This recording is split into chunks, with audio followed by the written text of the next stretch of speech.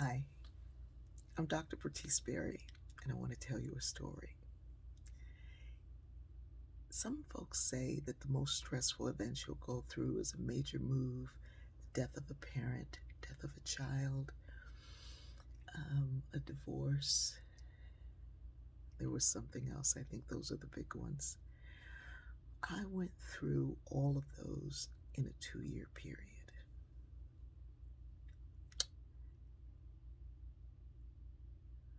It took quite a bit out of me. But I also believe that what you go through helps you with what you're going through if you process it. If you process those events through love and through understanding, they build up resistance and resiliency. It's like muscle memory, but muscle memory is not what people think. Like my muscles remember that once they were there, and if I just go back to working out, I build right back up immediately. It's more like you've been down a road and you know the way to something, but you haven't been down that road in a long time. And so the overbrush has covered up the pathway. But the pathway's still there. You just have to keep going back on that road to clear off the overbrush. And once you do, the way there is so much easier. Too often, though, when we go through things, we see them as a singular event, like you're the only person going through it, and this is just about you, and this is you're the only person in the world that's ever felt this way. This is all you. This is you. If you process it through understanding of, now I know what my mother went through. Now I know what it's like for children to be without a parent. Now I know what my friends are saying when they grew up without their parent. Now I know what my friend was saying when she said it felt like her leg was cut out from her when she was divorced. Now I know, and that was the other thing, a wedding, and all of mine happened within those 2 years. Now I know what that's like. And I can have more empathy for the other person. In fact, I can have a more open heart for the world because of what I've gone through. And if your suffering hasn't made you a little more compassionate, a little more loving, if it's only made you more selfish, which, by the way, Bishop Michael Curry says the opposite of love is not hate, it's selfishness. If it only makes you more selfish, you're not processing. Because resiliency is not what you build in a crisis. It's what you build before the crisis. In the crisis, it's a good time to plan for the future. It's a good time to listen. It's a good time to learn. I'm learning from so many people right now. And one of the things that I see and know is that we're not out of the crisis.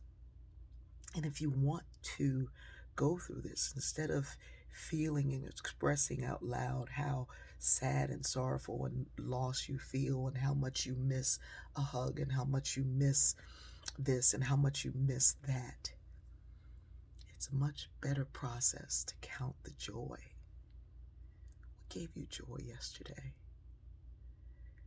What gave you joy the day before? Chances are you've already started to forget them. But when you count the joy, not what you're grateful for, because when you count what you're grateful for, you start to balance and weigh things automatically in your mind. I think we should count our blessings, surely.